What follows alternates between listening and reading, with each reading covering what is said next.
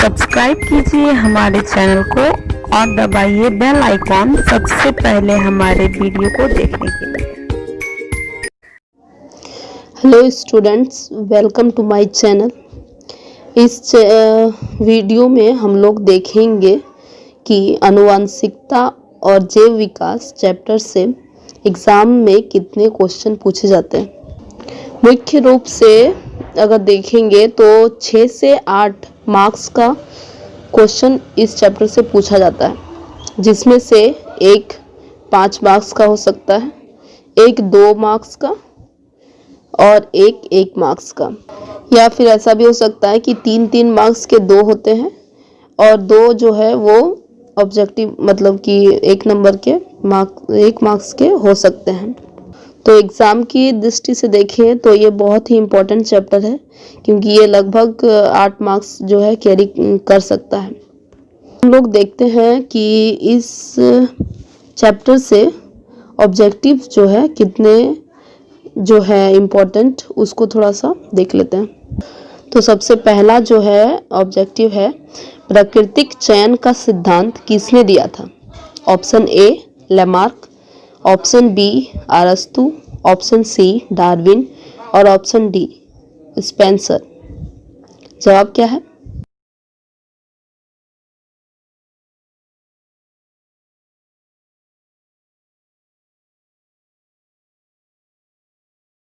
Darwin. Next question है, the origin of species नामक पुस्तक किसने लिखी थी? ऑप्शन है डार्विन, ओपेरिन, लेमार्क और इनमें से कोई नहीं। तो इसका आंसर क्या है?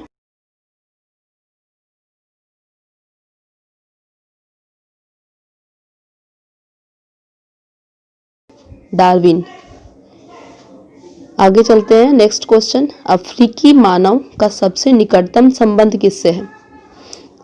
पहला है ऑप्शन चिंपांजी, दूसरा ऑप्शन है गोरिल्ला, तीसरा ऑप्शन है बंदर और चौथा ऑप्शन है गिलहरी। तो इसका आंसर क्या होगा?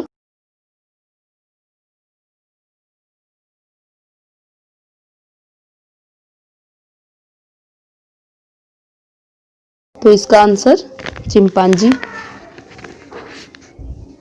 नेक्स्ट क्वेश्चन है, गुणसूत्र बने होते हैं डीएनए के, दूसरा है प्रोटीन के, तीसरा है डीएनए और प्रोटीन के और चौथा है इनमें से कोई नहीं। इसका आंसर क्या होगा?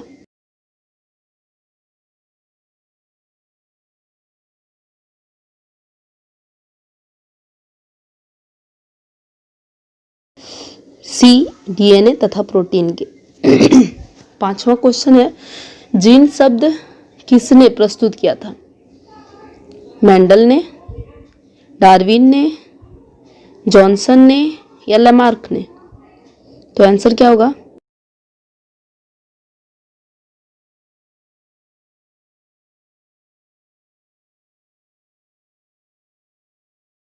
जॉनसन। छठा क्वेश्चन है, गुणसूत्र कहाँ पाए जाते हैं? पहला ऑप्शन है कोशिका में, दूसरा उत्तक में, तीसरा केंद्रक में और चौथा इनमें से सभी। तो इसका आंसर क्या होगा?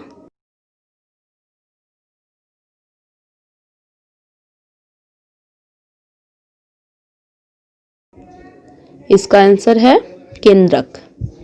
सातवां क्वेश्चन है, समजात अंगों के उदाहरण है हमारे हाथ। ऑप्शन नंबर ए हमारे हाथ तथा कुत्ते के अग्रपाद, हमारे दांत और हाथी के दांत। ऑप्शन सी है आलू और घास के ऊपरी भूअस्तरी और चौथा है इनमें से सभी। तो इसका आंसर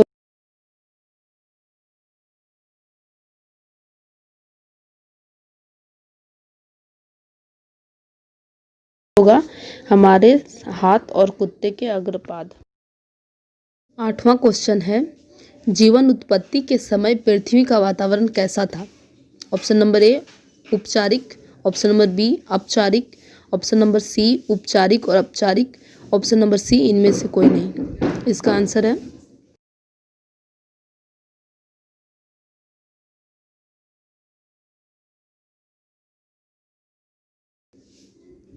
औपचारिक। 9 नंबर, उपार्जित लक्षणों का वांशिक गति सिद्धांत किसने प्रस्तुत किया था? Option A Lamarck, option B Mendel, option C Haldane और डी यूरे। तो इसका आंसर होगा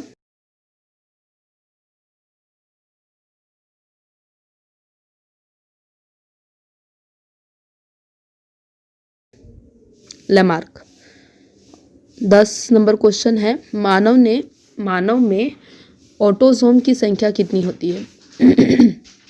ऑप्शन ए 22 जोड़ी, ऑप्शन बी 23 जोड़ी, ऑप्शन सी 11 जोड़े और ऑप्शन डी 24 जोड़े। तो इसका आंसर है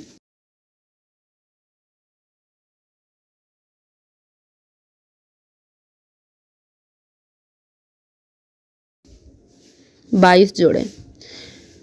11 नंबर क्वेश्चन है, मनुष्य में लिंग निर्धारण होता है? ऑप्शन ए ऑटोसोम से, ऑप्शन बी लिंग क्रोमोसोम से, ऑप्शन सी ए तथा बी दोनों से और ऑप्शन डी इनमें से कोई नहीं। तो इसका आंसर होगा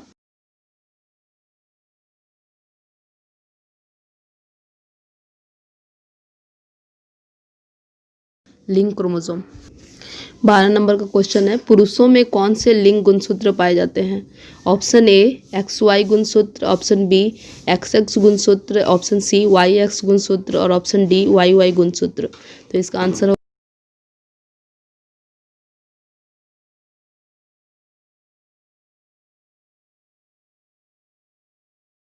होगा XY गुणसूत्र। 13 नंबर क्वेश्चन है, किसी जीव की जीनी संरचना कहलाती है? ऑप्शन ए लक्षण प्रारूप, ऑप्शन बी जीन प्रारूप, ऑप्शन सी आनुवंशिकी और ऑप्शन डी विभिन्नता। इसका आंसर होगा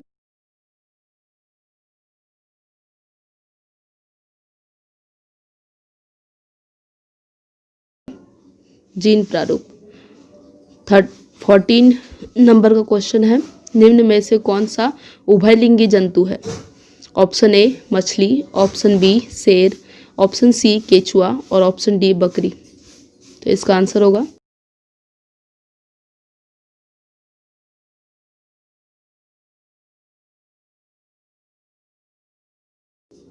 केचुआ। 15 नंबर क्वेश्चन है, आनुवंशिकी के पिता किसे कहे जाते हैं? Option A Weismann, option B Charles Darwin, option C Lamarck और option D Gregor John Mendel. तो इसका आंसर होगा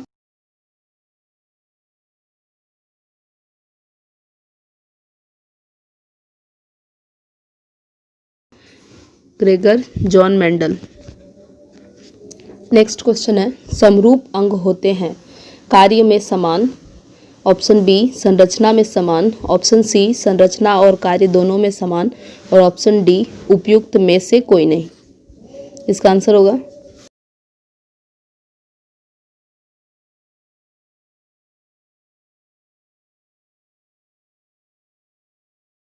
कार्य में समान।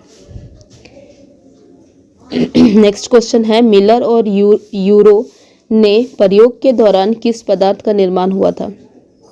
Option A protein, option B amino अम्ल, ऑप्शन सी एसिटिक अम्ल, ऑप्शन डी कार्बन। इसका आंसर होगा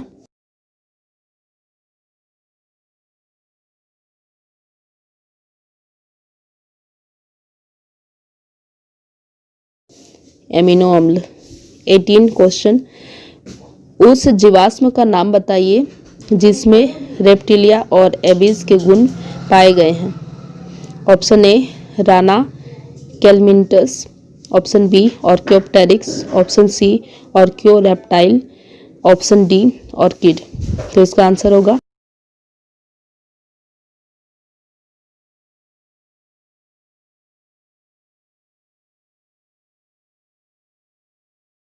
ऑर्कियोप्टेरिक्स। नेक्स्ट क्वेश्चन है, जीवाश्म की आयु किस विधि द्वारा ज्ञात की जाती है? ऑप्शन ए रेडियो कार्बन काल निर्धारण, ऑप्शन बी समस्थानिक अनुपात, ऑप्शन सी ए और बी दोनों और ऑप्शन डी इनमें से कोई नहीं। तो इसका आंसर होगा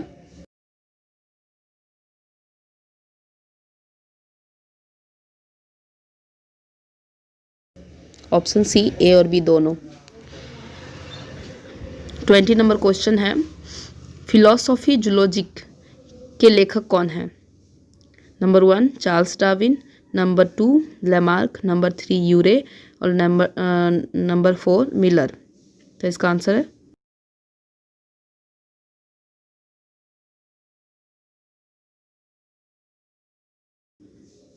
लैमार्क। नेक्स्ट क्वेश्चन है, मानव युग्मक में गुणसूत्र की संख्या कितनी होती है? नंबर ए 22 जोड़े, नंबर बी 23 जोड़े, नंबर सी 11 जोड़े और नंबर डी 24 जोड़े। तो इसका आंसर होगा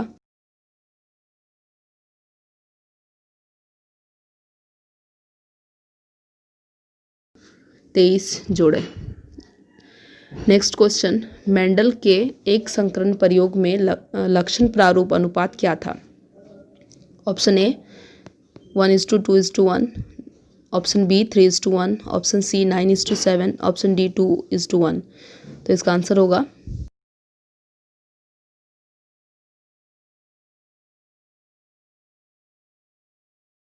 3:1। 23 नंबर क्वेश्चन, मानव शरीर में लगभग कितनी जीन होते हैं? नंबर ए 10,000 से 40,000 तक, ऑप्शन बी 30,000 से 40,000 तक, ऑप्शन सी 30,000 से 60,000 तक, ऑप्शन डी इनमें से कोई नहीं। इसका आंसर होगा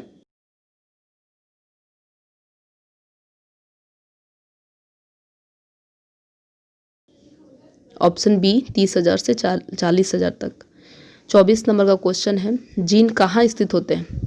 नंबर ए राइबोसोम में, नंबर बी गर्भाशय में, नंबर सी हरित लवक में और नंबर डी गुणसूत्र में।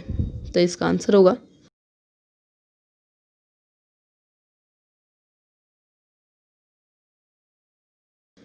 गुणसूत्र में। 25 नंबर क्वेश्चन है, आनुवांशिकी इकाई है किसकी? नंबर ए लाइसोसोम की, नंबर बी जीन की, नंबर सी राइबोसोम की और नंबर डी क्रोमोसोम की। तो इसका आंसर होगा